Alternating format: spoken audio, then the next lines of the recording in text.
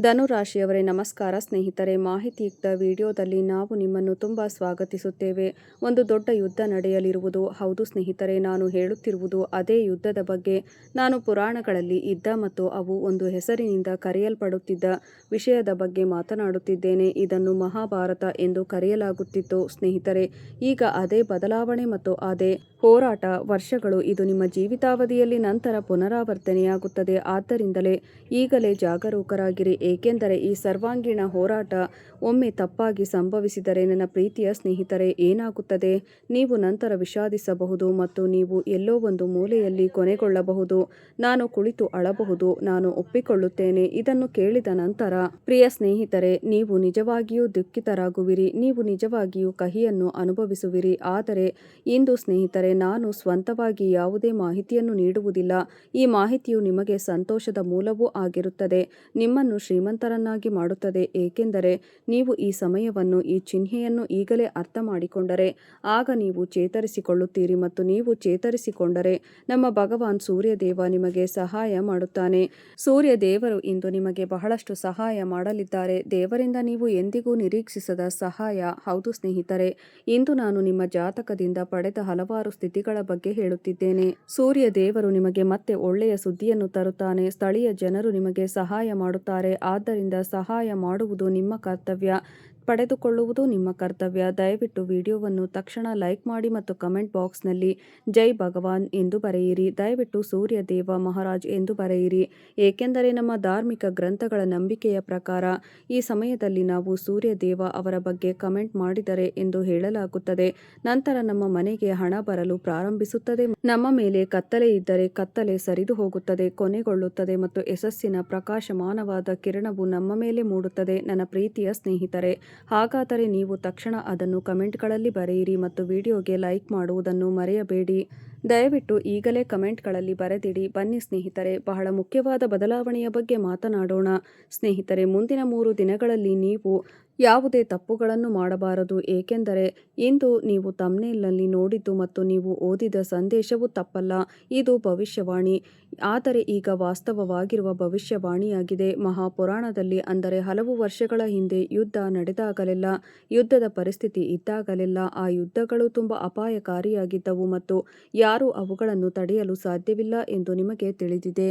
ಅವನು ರಾಜನಾಗಿರಲಿ, ಮಹಾರಾಜನಾಗಿರಲಿ, ಎಷ್ಟೇ ದೊಡ್ಡವನಾಗಿದ್ದರೂ ಸಹ ನೀವು ಒಬ್ಬ ಮನುಷ್ಯ. ನಿಮಗೂ ಇದು ಚೆನ್ನಾಗಿ ತಿಳಿದಿದೆ, ಏಕೆಂದರೆ ನೀವು ಇದನ್ನು ಭಗವದ್ಗೀತೆಯಲ್ಲಿ ಓದಿರಬೇಕು ಅಥವಾ ಕೇಳಿರಬೇಕು. ಹೌದು ಸ್ನೇಹಿತರೆ, ಹಲವು ವರ್ಷಗಳ ಹಿಂದೆ ಕೊನೆಯ ಹಂತದವರೆಗೆ ಹೋರಾಟವಿತ್ತು ಮತ್ತು ಆತಂಕವಿತ್ತು ಮತ್ತು ಲಕ್ಷ್ಮಣ ರೇಖೆಯನ್ನು ಹಾಕಲಾಗಿತ್ತು. ಇದು ನಿಮಗೆ ಚೆನ್ನಾಗಿ ತಿಳಿದಿದೆ. ಆದರೆ ಸ್ನೇಹಿತರೆ, ಈ ಪ್ರಶ್ನೆಯನ್ನು ಒಳಗೊಂಡಂತೆ ನಿಮಗೆ ಯಾವ ಪ್ರಶ್ನೆಗಳಿರಬಹುದು ಎಂದು ನನಗೆ ತಿಳಿದಿದೆ. ಈ ಪ್ರಶ್ನೆ ನಡೆಯುತ್ತಿರಬೇಕು, ನಮ್ಮ ಜೀವಿತಾವಧಿಯಲ್ಲಿ ಆ ಹೋರಾಟ ಹೇಗೆ ಸಾಧ್ಯ? ಅದು ಹೇಗೆ ಪುನರಾವರ್ತನೆಯಾಗಬಹುದು ಮತ್ತು ಅದು ನಮ್ಮಲ್ಲಿ ಯಾರಿಗೆ ಸಾಧ್ಯ? ನಮ್ಮ ಕುಟುಂಬವು ಸಂಬಂಧಿಕರೊಂದಿಗೆ ಇರುತ್ತದೆಯೇ ಅಥವಾ ಶತ್ರುಗಳೊಂದಿಗೆ ಇರುತ್ತದೆಯೇ? ಶಕ್ತಿ ಮತ್ತು 5 ನಿಮಿಷಗಳು. ಆದರೆ ಸ್ಪಷ್ಟವಾಗಿರಿ, ಈ ವಿಡಿಯೋ ನಿಮ್ಮನ್ನು ಪ್ರಲೋಭಿಸುವ ಉದ್ದೇಶವನ್ನು ಹೊಂದಿಲ್ಲ, ಬದಲಾಗಿ ಇದು ಅವಕಾಶಗಳನ್ನು ಎಚ್ಚರಿಕೆಯಿಂದ ಮತ್ತು ಸರಿಯಾದ ಚಿಂತನೆಯಿಂದ ಗುರುತಿಸುವುದರ ಬಗ್ಗೆ.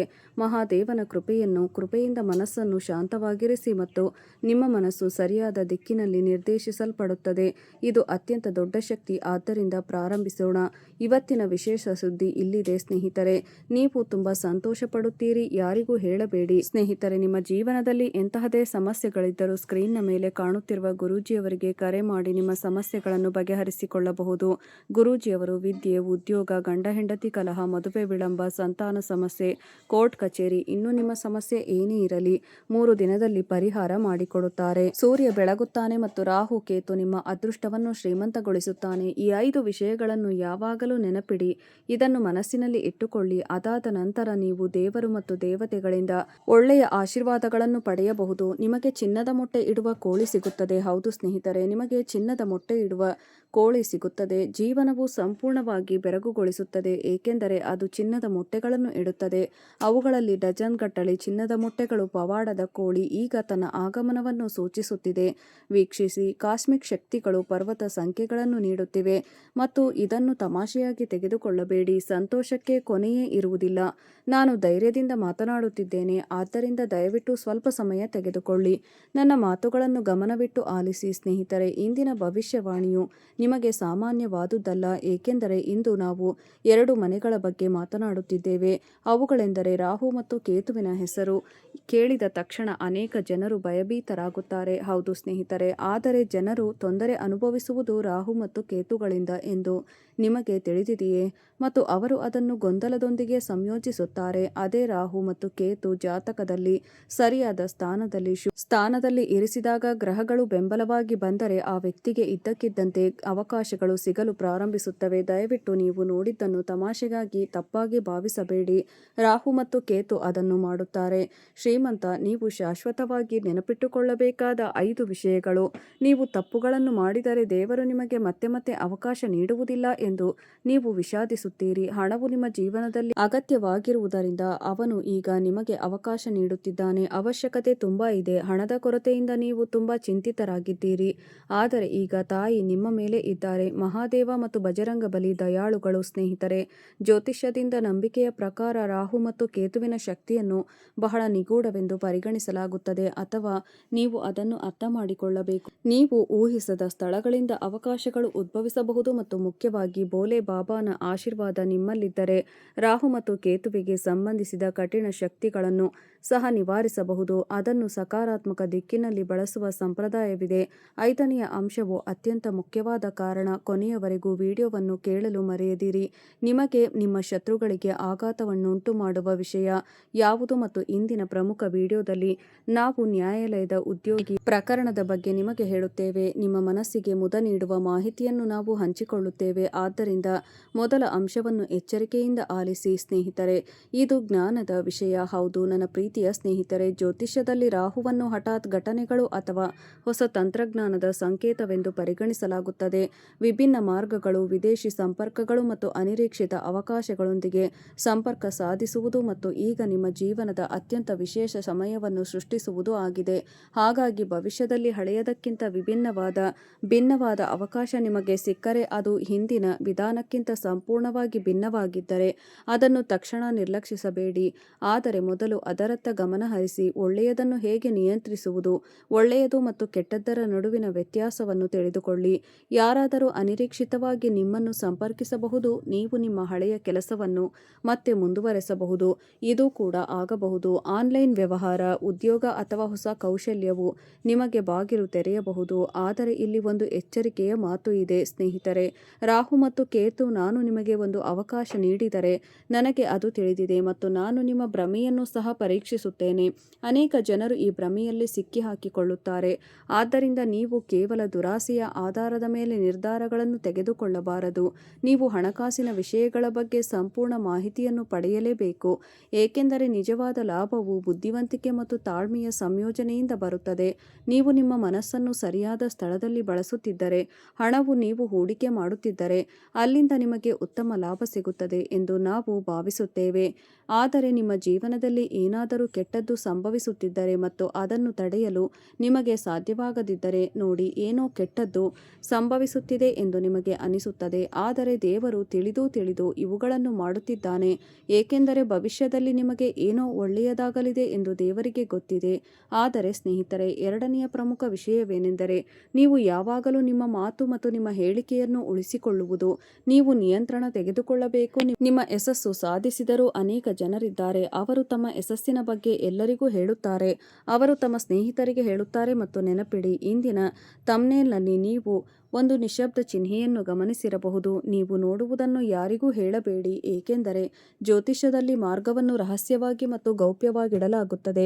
ಅದನ್ನು ಮರೆಮಾಡುವುದು ನಮ್ಮ ಭವಿಷ್ಯಕ್ಕೂ ಒಳ್ಳೆಯದು. ಸ್ನೇಹಿತರೆ, ನೀವು ಎಂದಿಗೂ ಜನರ ಬಗ್ಗೆ ಅಸೂಯೆ ಪಡಬಾರದು. ನಾವು ನಕಾರಾತ್ಮಕತೆಯಿಂದ ನಮ್ಮನ್ನು ರಕ್ಷಿಸಿಕೊಳ್ಳಬೇಕು ಎಂದು. ಹೌದು, ಏಕೆಂದರೆ ದುರ್ಬಲ ಜನರು ಮಾತ್ರ ಇತರರನ್ನು ಟೀಕಿಸಬಹುದು. ಅವರು ಪ್ರಗತಿಯ ಬಗ್ಗೆ ಅಸೂಯೆ ಪಡುತ್ತಾರೆ. ಬಲಶಾಲಿ ಮತ್ತು ಆತ್ಮವಿಶ್ವಾಸ ಹೊಂದಿರುವವರು ಇತರರ ಪ್ರಗತಿಯ ಪ್ರಗತಿಯನ್ನು ಎಂದಿಗೂ ಅಸೂಯೆ ಪಡುವುದಿಲ್ಲ. ಬಲಶಾಲಿ ಮತ್ತು ಆತ್ಮವಿಶ್ವಾಸ ಹೊಂದಿರುವವರು ಇತರ ಪ್ರಗತಿಯನ್ನು ಎಂದಿಗೂ ಅಸೂಯೆ ಪಡುವುದಿಲ್ಲ. ಅವನು ನಮ್ಮ ಮೇಲೆ ಅಸೂಯೆ ಪಡುತ್ತಾನೆ, ಆದರೆ ಅವನು ತನ್ನನ್ನು ಮೀರಿರುತ್ತಾನೆ. ಆದ್ದರಿಂದ ಅವನು ಯಾವಾಗಲೂ ತನ್ನೊಳಗೆ ನೋಡಿಕೊಳ್ಳುತ್ತಾನೆ. ಆತ್ಮವಿಶ್ವಾಸವನ್ನು ಹೊಂದಿರುವುದು ಬಹಳ ಮುಖ್ಯ. ಎಲ್ಲಕ್ಕಿಂತ ಮುಖ್ಯವಾಗಿ ಹಣ ಬಂದಾಗ ಅದು ದುರಹಂಕಾರವಲ್ಲ, ಬದಲಾಗಿ ದೇವರಿಗೆ ಕೃತಜ್ಞತೆ. ಅದನ್ನು ಮಾಡಲು ಕಲಿಯಿರಿ. ಭವಿಷ್ಯದಲ್ಲಿ ನಿಮ್ಮ ಆರ್ಥಿಕ ಪರಿಸ್ಥಿತಿ ಸುಧಾರಿಸಿದರೆ ಅಥವಾ ಸಿಲುಕಿಕೊಂಡ ಹಣ ಹಿಂತಿರುಗಿದರೆ, ನಿಮ್ಮ ಕೆಲಸದಲ್ಲಿ ಲಾಭ ಕಂಡರೆ, ಹೊಸ ಅವಕಾಶ ಸಿಕ್ಕರೆ ಸ್ನೇಹಿತರೆ, ಆ ಸಮಯದಲ್ಲಿ ಅಹಂಕಾರ ಪಡಬೇಡಿ. ಏಕೆಂದರೆ ಜ್ಯೋತಿಷ್ಯದ ಸಂಪ್ರದಾಯಗಳಲ್ಲಿ ಗುರುವನ್ನು ಜ್ಞಾನ ಮತ್ತು ವಿಸ್ತರಣೆಯ ಅಂಶವೆಂದು ಪರಿಗಣಿಸಲಾಗುತ್ತದೆ. ಶನಿಯು ನಿಮಗೆ ಕಡಿಮೆ ಮತ್ತು ಶಿಸ್ತನ್ನು ಕಲಿಸುತ್ತದೆ. ಹಣ ಬಂದರೆ ಮೊದಲು ದೇವರಿಗೆ ಧನ್ಯವಾದ ಹೇಳಬೇಕೆಂದು ಕಲಿಸುತ್ತದೆ. ಪೋಷಕರು ಕೃತಜ್ಞತೆ ಸಲ್ಲಿಸಿ, ಸಾಧ್ಯವಾದರೆ ನಿಮ್ಮ ಸಾಮರ್ಥ್ಯಕ್ಕೆ ಅನುಗುಣವಾಗಿ ಅಗತ್ಯವಿರುವವರಿಗೆ ಸಹಾಯ ಮಾಡಿ. ನಿಮ್ಮ ಕಠಿಣ ಪರಿಶ್ರಮವನ್ನು ಎಂದಿಗೂ ಬಿಡಬೇಡಿ. ಯಾವಾಗಲೂ ಕಷ್ಟಪಟ್ಟು ಕೆಲಸ ಮಾಡುತ್ತಲೇ ಇರಿ, ಏಕೆಂದರೆ ಹಣವನ್ನು ನಿಲ್ಲಿಸಲು ಯಾವುದೇ ಮಾರ್ಗವಿಲ್ಲ. ಅತಿ ದೊಡ್ಡ ಕೀಲಿಕೈ ಎಂದರೆ ಹಣ ಗಳಿಸುವುದು ಮಾತ್ರವಲ್ಲ, ಹಣವನ್ನು ಸರಿಯಾಗಿ ಬಳಸುವುದು ಕೂಡ. ನೀವು ನಿಮ್ಮ ಹಣವನ್ನು ಬುದ್ಧಿವಂತಿಕೆಯಿಂದ ಬಳಸಿದರೆ ನೀವು ಯಾವಾಗಲೂ ಮುಂದುವರಿಯುತ್ತೀರಿ. ಮಹಾಲಕ್ಷ್ಮಿ ದೇವಿಗೆ ಧನ್ಯವಾದಗಳನ್ನು ಹೇಳಿ. ನೀವು ನಿಮ್ಮ ಹಣವನ್ನು ಬುದ್ಧಿವಂತಿಕೆಯಿಂದ ಬಳಸಿದರೆ ಆದಷ್ಟು ನೀವು ಯಾವಾಗಲೂ ನಿಮ್ಮ ದಾರಿಯಲ್ಲಿ ಇರುತ್ತೀರಿ. ದೇವಿ ಮಹಾಲಕ್ಷ್ಮಿಯನ್ನು ನಂಬುವವರು ಶುಕ್ರವಾರ ಪ್ರಾರ್ಥಿಸುತ್ತಾರೆ. ನೀವು ಭಕ್ತಿಯಿಂದ ದೀಪ ಹಚ್ಚಿ ನಿಮ್ಮ ಮನೆಯಲ್ಲಿ ಸ್ವಚ್ಛತೆಯನ್ನು ಕಾಪಾಡಿಕೊಳ್ಳಬಹುದು. ನೀವು ಹೆಚ್ಚು ಸ್ವಚ್ಛತೆಯನ್ನು ಕಾಪಾಡಿಕೊಂಡಷ್ಟು ಮಾತ್ರ ದೇವಿಯು ನಿಮ್ಮನ್ನು ಹೆಚ್ಚು ಆಶೀರ್ವದಿಸುತ್ತಾಳೆ. ಮಹಾಲಕ್ಷ್ಮಿ ನಿಮ್ಮ ಮನೆಯಲ್ಲಿ ಇರುತ್ತಾಳೆ ಮತ್ತು ಮಾತಾ ಮಹಾಲಕ್ಷ್ಮಿ ಕೂಡ ನಿಮ್ಮ ಮನೆಗೆ ಭೇಟಿ ನೀಡುತ್ತಿದ್ದಾರೆಂದು ಸೂಚಿಸುತ್ತಿದ್ದಾರೆ. ಈಗ 10 ಗಂಟೆ. ಈಗ 4ನೆಯ ಭಾಗದ ಬಗ್ಗೆ ಮಾತನಾಡೋಣ. ಹೌದು, ಭೋಲೆ ಬಾಬಾಜಿಯವರ ಆಶೀರ್ವಾದ ಪಡೆಯಲಿದ್ದೀರಿ. ಅವರಿಗೆ ಶರಣಾಗಿರಿ. ಮಹಾದೇವನ ಬಗ್ಗೆ ಉಲ್ಲೇಖಿಸದೆ ನಾವು ರಾಹು ಮತ್ತು ಕೇತುವಿನ ಬಗ್ಗೆ ಹೇಗೆ ಮಾತನಾಡಬಹುದು, ಏಕೆಂದರೆ ಮಹಾದೇವ ದೇವರುಗಳ ದೇವರು. ಸಂಪರ್ಕ ಧ್ಯಾನದಲ್ಲಿ ಮನಸ್ಸನ್ನು ಶಾಂತಗೊಳಿಸುವ, ಸಹೋದರತ್ವದ ಕೆಲಸವನ್ನು ಮಾಡುವ ಮತ್ತು ಆತ್ಮವಿಶ್ವಾಸವನ್ನು ಹೆಚ್ಚಿಸುವ ಭಾವನೆ ಸಂಪರ್ಕಗೊಂಡಿದೆ. ಆದ್ದರಿಂದ ನಿಮ್ಮ ಮನಸ್ಸಿನಲ್ಲಿ ಬಹಳಷ್ಟು ಭಯವಿದ್ದರೆ, ನೀವು ನಿರಂತರವಾಗಿ ನಕಾರಾತ್ಮಕ ಆಗಿದ್ದರೆ, ಯೋಚನೆಗಳು ಹೆಚ್ಚುತ್ತಿವೆ, ಭವಿಷ್ಯದ ಬಗ್ಗೆ ನೀವು ಚಿಂತಿತರಾಗಿದ್ದರೆ, ಬೆಳಿಗ್ಗೆ ಅಥವಾ ಸಂಜೆ ಸ್ವಲ್ಪ ಸಮಯ ವಿಶ್ರಾಂತಿ ಪಡೆಯಿರಿ. ಶಾಂತವಾಗಿ ಕುಳಿತು ಶಿವನ ಹೆಸರನ್ನು ಜಪಿಸುವುದನ್ನು ಮುಂದುವರೆಸಿ. ಭಗವಾನ್ ಮಹಾದೇವನಿಗೆ ಅಪಾರ ಶಕ್ತಿ ಇದೆ. ಯಾರ ಹಣೆಬರಹವನ್ನು ಬಹಳ ಸುಲಭವಾಗಿ ಬದಲಾಯಿಸಬಹುದು ಎಂದು ಹೇಳಲಾಗುತ್ತದೆ. ನಾನು ನಿಮ್ಮನ್ನು ಈ ರೀತಿ ಮಾಡಲು ವಿನಂತಿಸಿಕೊಳ್ಳುತ್ತೇನೆ. ನಾನು ಅದನ್ನು ಮಾಡಬೇಕು. ಓ ಮಹಾದೇವ, ದಯವಿಟ್ಟು ನನ್ನ ಮನಸ್ಸಿನಲ್ಲಿರುವ ಗೊಂದಲವನ್ನು ಹೋಗಲಾಡಿಸು. ಕರ್ತನೇ, ನನ್ನನ್ನು ಸರಿಯಾಗಿ ದಾರಿಯಲ್ಲಿ ನಡೆಸು. ದಯವಿಟ್ಟು ನನಗೆ ಶಕ್ತಿಯನ್ನು ದಯಪಾಲಿಸು. ನನ್ನ ಕ್ರಿಯೆಗಳನ್ನು ಶುದ್ಧೀಕರಿಸು ಮತ್ತು ನಿಮ್ಮ ಆಶೀರ್ವಾದವನ್ನು ನನ್ನ ಕುಟುಂಬದ ಮೇಲೆ ಶಾಶ್ವತವಾಗಿ ಇರಿಸಿ. ನಿಜವಾದ ಭಕ್ತಿಯಿಂದ ನಾನು ನಿಮಗೆ ಅರ್ಪಿಸುತ್ತೇನೆ. ಈ ರೀತಿ ನೀವು ಪ್ರತಿದಿನ ಸ್ವಲ್ಪ ಹೊತ್ತು ಜಪಿಸುತ್ತಲೇ ಇರಿ. ಇದರಿಂದ ಏನಾಗುತ್ತದೆ, ನಿಮ್ಮ ಮನಸ್ಸು ಶಾಂತವಾಗುತ್ತದೆ ಮತ್ತು ನಿಮ್ಮ ಮನಸ್ಸು ಭಗವಾನ್ ಮಹಾದೇವನ ಮೇಲೆ ಕೇಂದ್ರೀಕೃತವಾಗುತ್ತದೆ. ಇದರಿಂದಾಗಿ ಶಿವನು ನಿಮ್ಮ ಮೇಲೆ ದಯೆ ತೋರಿಸುತ್ತಾನೆ ಮತ್ತು ಯಾವುದೇ ಸ್ಥಗಿತಗೊಂಡ ಕೆಲಸವನ್ನು ಸುಲಭವಾಗಿ ಪೂರ್ಣಗೊಳಿಸುತ್ತಾನೆ. 5ನೆಯ ಅಂಶ ಸ್ನೇಹಿತರೆ, ನೀವು ಆಡಳಿತಗಾರರಾಗಿರುವುದರಿಂದ ನೀವು ಯಾವಾಗಲೂ ದುರಾಸೆಯನ್ನು ತಪ್ಪಿಸಬೇಕು. ಆದ್ದರಿಂದ ನಿಮಗೆ ಅತ್ಯಂತ ಪ್ರಮುಖ ಸಮಯ. ಶಕ್ತಿಯನ್ನು ಅರ್ಥ ಮಾಡಿಕೊಳ್ಳಲು ದುರಾಸೆಯನ್ನು ಅರ್ಥ ಮಾಡಿಕೊಳ್ಳುವುದು ಬಹಳ ಮುಖ್ಯ. ಹಾಗಾಗಿ ಜನರು ಬೇಗನೆ ಶ್ರೀಮಂತರಾಗುವ ಬಯಕೆಯಿಂದ ನಡೆಸಲ್ಪಡುತ್ತಾರೆ. ಅವನು ತಪ್ಪು ನಿರ್ಧಾರಗಳನ್ನು ತೆಗೆದುಕೊಳ್ಳುತ್ತಾನೆ ಮತ್ತು ತಪ್ಪು ಕೆಲಸಗಳನ್ನು ಮಾಡಲು ಪ್ರಾರಂಭಿಸುತ್ತಾನೆ. ಕೆಲವರು ನಿಮ್ಮ ಹಣವನ್ನು ದ್ವಿಗುಣಗೊಳಿಸುತ್ತಾರೆ ಎಂದು ಹೇಳುತ್ತಾರೆ. ಇತರರು ಇಂದು ಹೂಡಿಕೆ ಮಾಡಿ ನಾಳೆ ನೀವು ಗಳಿಸುವಿರಿ ಎಂದು ಹೇಳುತ್ತಾರೆ. ನೀವು ಲಕ್ಷಾಂತರ ರೂಪಾಯಿಗಳನ್ನು ಪಡೆಯುತ್ತೀರಿ. ಯಾರೋ ಇದು ನಿಮ್ಮ ಅವಕಾಶ ಎಂದು ಹೇಳುತ್ತಾರೆ. ಈಗಲೇ ಹೂಡಿಕೆ ಮಾಡಿ ಅಥವಾ ನಂತರ ನೀವು ವಿಷಾದಿಸುತ್ತೀರಿ. ಸ್ನೇಹಿತರೆ, ವಿಡಿಯೋ ನೋಡಿದ್ದಕ್ಕಾಗಿ ಧನ್ಯವಾದಗಳು.